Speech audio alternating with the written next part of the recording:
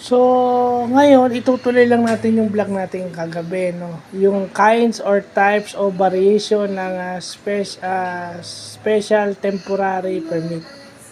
So, yung special temporary permit, meron palang types o meron palang uri yan.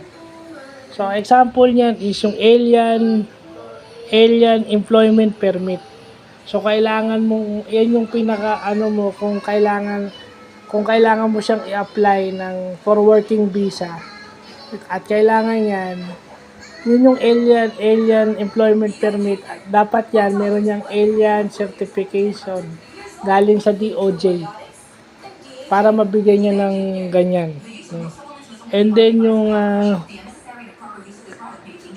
yung authority to employ alien. So, ibig sabihin, ito yung para dun sa malalaking industry kung kailangan mo mag-employ na foreigner. Yan yung sa working visa dito sa Pilipinas. And then yung provisional work permit, ito yung habang pinaprocess pa yung working visa niya dito sa Pilipinas. Mag-a-apply ka ng provisional working permit. Yung vlog natin kahapon na special temporary permit kasi 3 to 6 months lang yun. Yung validity ng special temporary permit is 6 months lang na hindi pwedeng i-renew. So after nun, mag-a-apply ka na ng provisional permit dapat. Yun ang nakalagay. And then, yun na nga, ito para sa mga real estate foreign professionals na gustong mag-practice ng profession sa Pilipinas, yung mga real estate professionals pwede, na alien, hindi ibig sabihin hindi siya Filipino citizen or Amerikano siya or kung ano man ang nationality niya.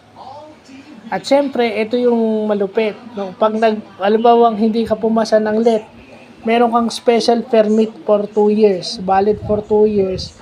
Kung ikaw ay education graduate at hindi ka pa pumapasa ng licensure examination for teachers. Pag bumagsak, nag-fail ka ng LET, pwede ka mag-apply na may validity for 2 years.